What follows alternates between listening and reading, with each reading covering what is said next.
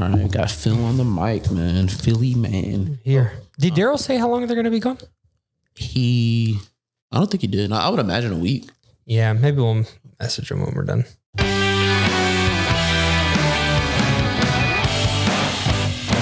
You got the blinking light going today. Ooh, hell yeah. I like it. I feel like I don't know if it was just me, but I feel like it was blinking to the beat. Oh. Yeah, I don't know. Maybe it was just me because I was just kind of jamming out. Just jamming out. Yeah, I'm not sure. But I feel like the light was going to the beat, so we'll check the video for that. Hell yeah. What's up, Sean?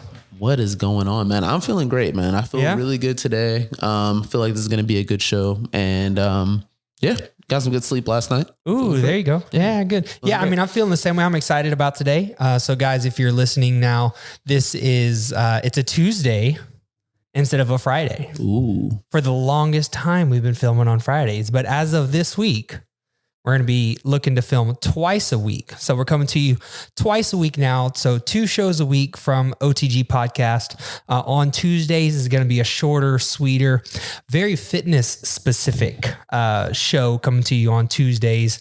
Sean and I are thinking somewhere in maybe the 10 minutes on the short side. Yeah. Maybe 30 minutes at the absolute longest, probably. Yeah, 10 to 30. Yeah, kind of targeting some things that are very fitness specific. Yeah. And then Fridays will still be our usual longer form show with possibly a guest, more than usually a guest. Yeah, usually going to be a guest, and that's going to be in probably the 30-minute plus probably hour range. We've been going a little further. It's usually lately. An hour to even an hour and a half. Yeah. Here recently, which is really fun. So got 2 show formats coming to you at this point. Mm-hmm. Like I said, Tuesdays, very fitness specific, short and sweet, some actionable advice. And then Fridays, the longer form, hopefully telling somebody's story about success, talking. It could be, obviously it's usually centered something fitness wise as well, but it's gonna be that longer form conversation style. Yeah. So, Sean, what are we talking about today? Today, I think we're going to cover working out with injuries and kind of working around that and how to kind of recover and rehab from that. And I know that you're dealing with a little bit of an arm injury yourself, right? Yeah. So that's kind of where we started with this. We were like, man, I know that we want to do this shorter show on Tuesdays, come with 2 shows each week. And it's going to be very actionable, like I said, advice, things that we maybe have experienced or questions that clients have as well. And then how we would answer those questions. And then Sean can come to us from your viewpoint, being someone that just recently got more into the fitness world yourself. And then I'll come to you guys with, my perspective of working with, thousands of people and, just a longer tenured approach. So the pro and the schmo almost. Yeah, you could say that, but man, Sean, I don't view you as a schmo about anything. I just want you to know. But yeah, for sure. So Sean and I were discussing what this first show is going to be about, this kind of fitness specific show. And he was talking to me about, this little injury that I had, and we thought that would be a pretty good thing to cover. So for sure. I have been dealing with this weird elbow thing. I'm not real sure what happened. It was kind of an issue.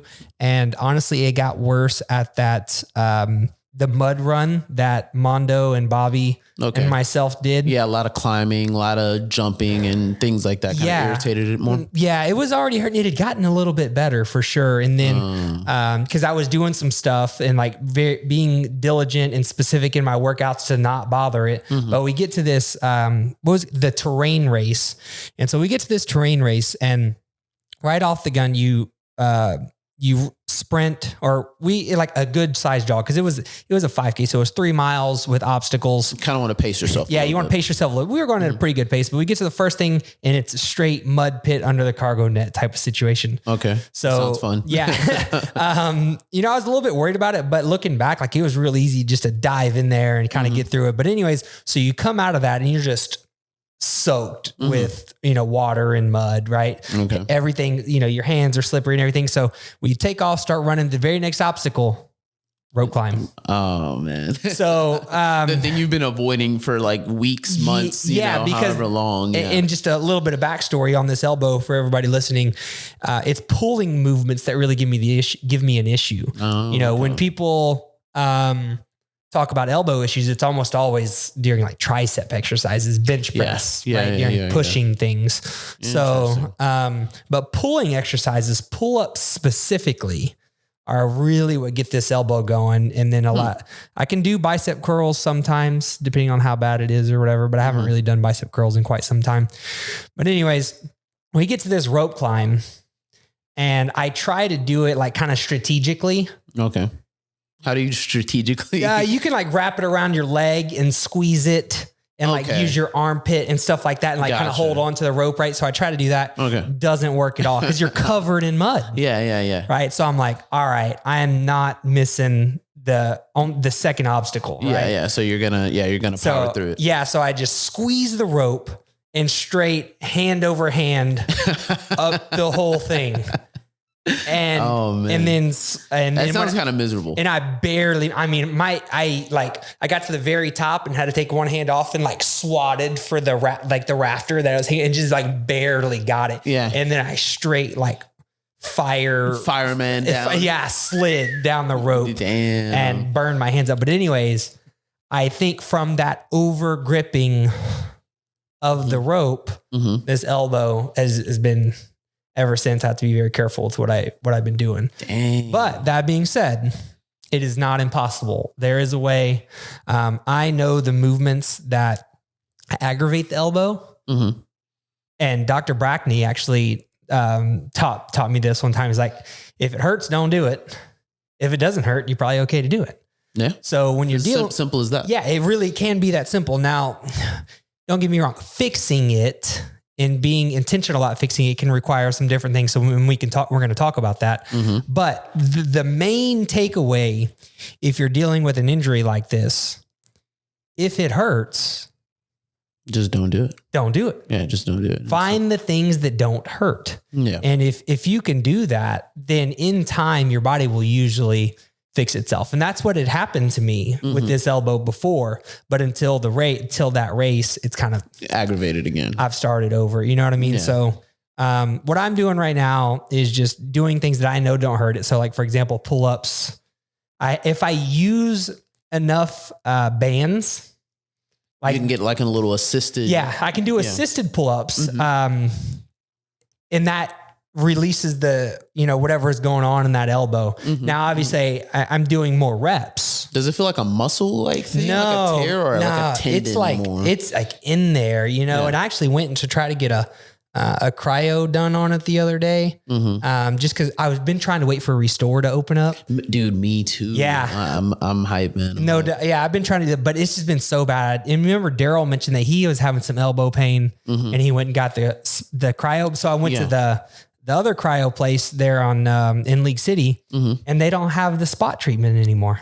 Oh, that kind of sucks. Like the little wand. Yeah. You know what I mean? But anyways, so Restore needs to open up. Man. Yeah. So when they do, then I'm going to be there for this elbow.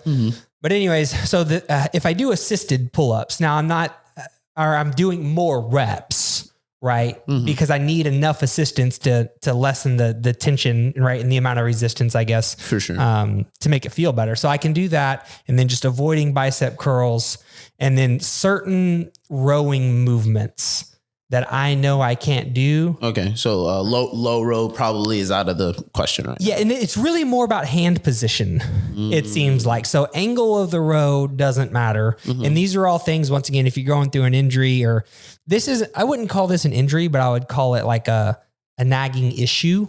Okay. Right. You can kind of, here's the things that I'm worried about and try those, right? Don't put them into your workout, but just try them like, oop, nope, can't do that. Yeah. Kind of see where you're at, basically. And I would recommend too, like, don't even wonder about it. Okay. Like if it aggravates it at all, like, nope, not doing that. Yeah.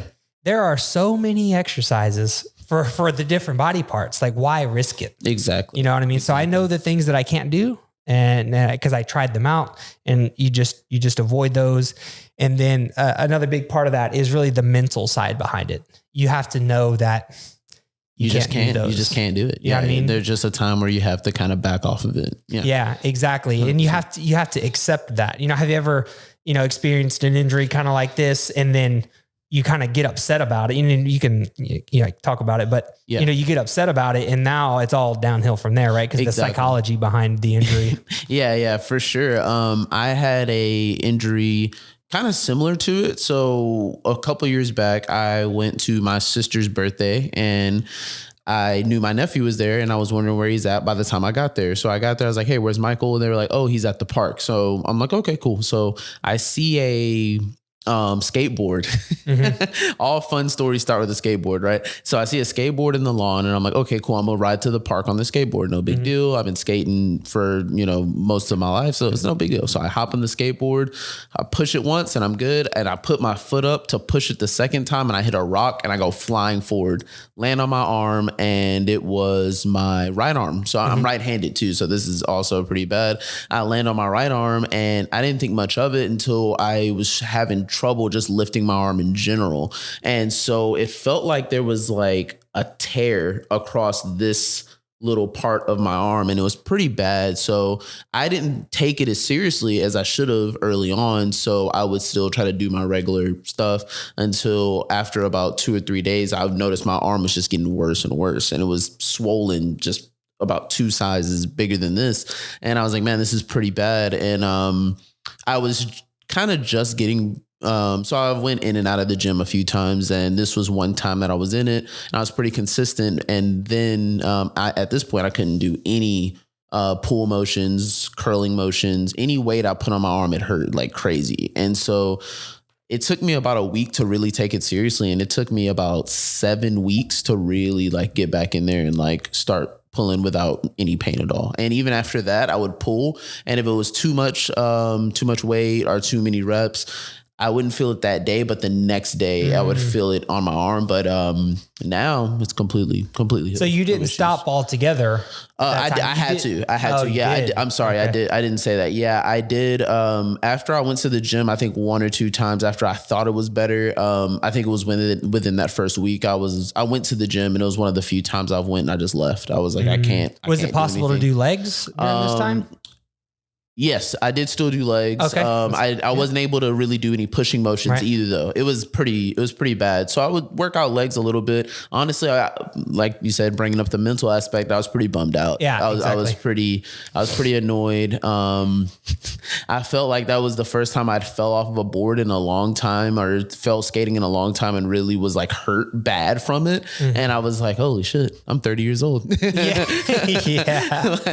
I was like, oh man, I realized my humanity right there, and I was like, oh, okay, cool. So yeah, I need to actually like nurse this. And so after a while, I started like wrapping it and kind of taking it easy, making sure to use like CBD oils on it and stuff like that. Nothing, I didn't go to the doctor or anything for it, but after a while it healed itself, and I don't feel any issues with it at all anymore. Looking back, do you think there's anything you could have done different or better like during that time to be able to get something in? Like what do you think? I think more mobility work. I didn't do a lot of mobility work at the time. So for a minute, I would always have my arm just up, like almost in a sling motion. And then once I actually would like let it out and just kind of straighten it, it hurts so bad. And the sucky part about that day is my arm was pretty much like immobile, and I drove a standard car at the time. Oh my goodness. So I'm sitting there driving home, and my hand's just on it, and I'm like shifting with my shoulder. Basically, it was that bad. But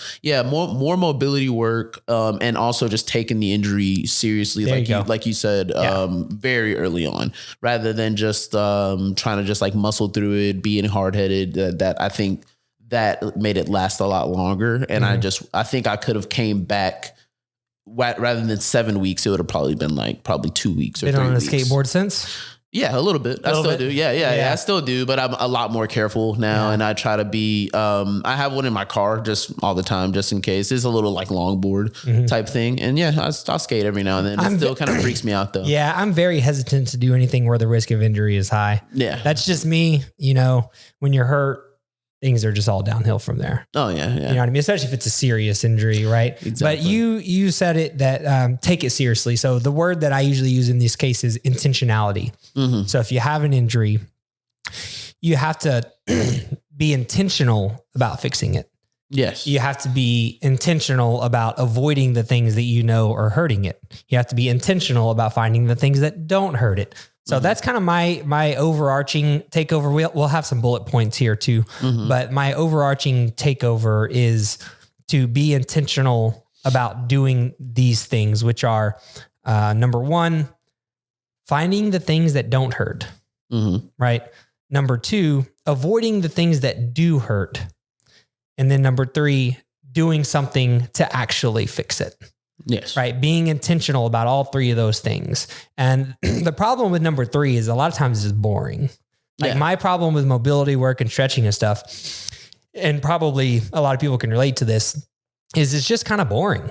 You know, it's not the most fun thing, hopping on the foam roller for 10 minutes and then doing stretches. Dr. Frank recommends 2 minutes a stretch per stretch. Like that's rough. I've just worked my way up to like 1 whole minute. Yeah. So I am, dude, that's good though. I have doubled my time. Well, I'm stretching it all. Like right now I'm stretching after my workouts and doing my purposeful stretches on my forearm, which I'll go over what those are to help this elbow, which were ones that I actually Dr. Brackney recommended to me for what to do as far as stretching and using the Theragun are concerned. But I was doing 30-second stretches sometimes. Yeah. Now, every now when you remember. Yeah. Kind of thing, now I'm doing 60 seconds after every workout for various body parts, kind of wherever I'm feeling. I'm also using Dr. Frank's methodology of focus on any issues that you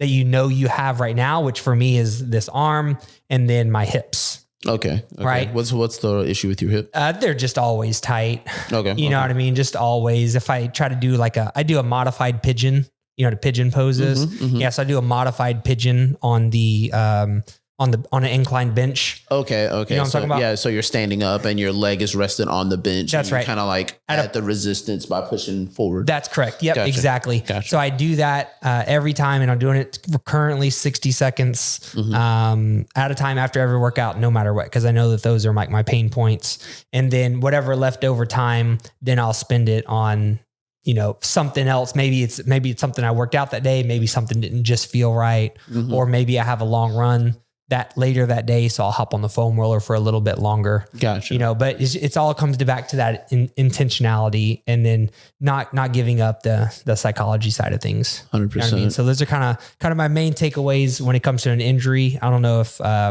Sean, do you have anything else to add to that from your experience? Really, I think you hit the nail on the head with mobility work. I think adding mobility work, I try to do some type of mobility every day. Is if it's not just doing like unweighted squats. You know, I try to do like the couch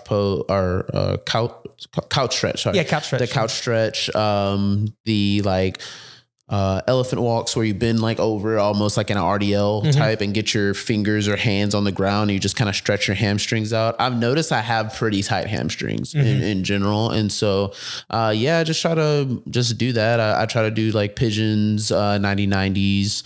And I also I've been trying to do more, hip flexor stuff too. Okay, weighted hip flexor, put like the 20-pound kettlebell on my foot, and I'll just kind of do like the hip flexor raises. It feels pretty good. It's kind of like a march. Yeah, exactly. So, I mean, stuff like that. I think just mobility is so important, is extremely important. Yeah. And you're doing better than I don't do it every day. I'm just doing it post workout because I've noticed that's when I kind of feel motivated to do it. And I'm trying to make sure that I don't go overboard with going from 0 to 100 and then just quit completely. So I'm doing it post workout. My workouts are about 45 to 50 minutes. And then I have, 5, and I allow myself an hour in total. So with the workout is 45 to 50 minutes, then that leaves me 10 to 15 minutes post workout to do your stretches, to do the stretches. And then for my forearm, what I'm doing, which is helping my elbow, is put a stretch on the forearm and then Theragun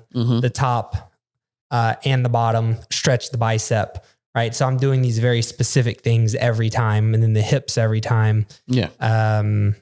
And then, working on your problem. I think he said a problem list. Yeah, I forget the terminology that he used, but kind of focusing on the things that I know need to be addressed, and then whatever extra time, I'm just kind of hitting other stuff. Yeah. How do you ever feel especially tighter after like the weekend? I feel like once I come back on Monday, I'm just like, I'm like, man, I gotta like really Sunday is my long run day. Okay. So that does, but it's because of that. Gotcha. Saturday, my current routine is I do 4 days a week of running and 4 days a week of strength training.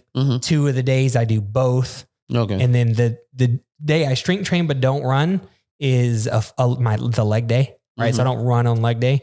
And then my long run day, I don't lift. On your long run day, do you feel any pain in your feet? No, to be honest with you, for whatever reason, I don't know if it's just my body and my genetics or whatever. The long run day, I will be like tight the next day. Like the hips will really be tight the next day. But as far as like pain and soreness, honestly, the long run day is easier for me than the shorter like speed days. Interesting. Where you're getting out there and really hitting it, which is kind of opposite of someone that's lifts weights more than runs. Like someone that has more experience with weights, with strength training. It's usually the other way around. It's those longer ones that get to that, subset of people. But for me, the long runs are almost soothing and relieving. They're easier for whatever reason. It's those short, intense ones that kind of get to me. But I've always had, my legs have always been an issue with cramps and tightening up on me and stuff. Okay. Okay. But I mean, those are the major takeaways. I mean, I hope that on our first short, sweet, to the point kind of show, we kept it short, sweet, and to the point. Yeah. I mean, we're at 21 minutes right now. Okay. So it's like, I think, I think the main takeaway is just mobility training and intention is extremely important. The intentionality part of it is really important. Find the things be intentional about finding what doesn't hurt.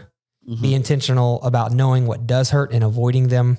And then being intentional about doing something about the injury as well. Yeah. And then obviously a fourth one is the psychology side of not quitting. Like push through. You will get through this. We all deal with little nagging injuries here and there. Now, just, I guess, last thing, if it's a real injury, get it checked out. Don't try to play through something that really hurts. There's a difference between discomfort and pain. If you're really feeling pain, or you were in the middle of something and you heard like a pop or a snap, or you feel the numbness, tingling stuff, then you want to completely stop, get it checked out by a professional. But, I would say in my experience, 90 to 95% of issues are not serious. They're kind of what I would call into the nagging issues. 100% kind of category. And I like what you said about the tingling. I had a leg day the other day at the gym, and I've been trying to start my leg days. So I feel like as far as my legs go, I think the weakest part is my hamstrings. And so I start with hamstring curls now. And I really like that. I love switching in around, because I used to be leg extension or leg press first, and then I would kind of work my way down, and then I would the hamstrings were weak. And my hamstrings were pretty weak, and I noticed that in the first couple of runs. I was like, man, my hamstrings are like tightening up really bad. And so I start with hamstring curls now, and I like it a lot, and I feel like I can push some pretty decent weight compared to what I was able to do before.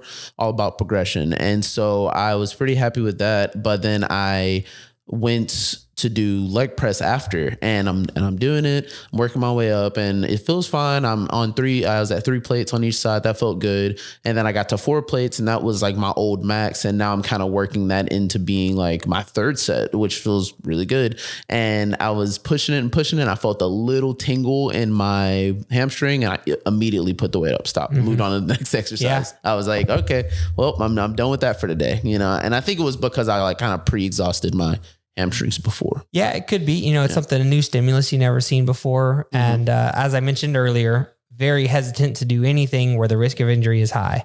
Pushing through something that actually hurts, or, could be a serious issue that's putting yourself at risk of injury. And I would say, like, this just kind of popped into my head. Probably the number one rule is don't do things that could get you hurt in the first place. Yeah.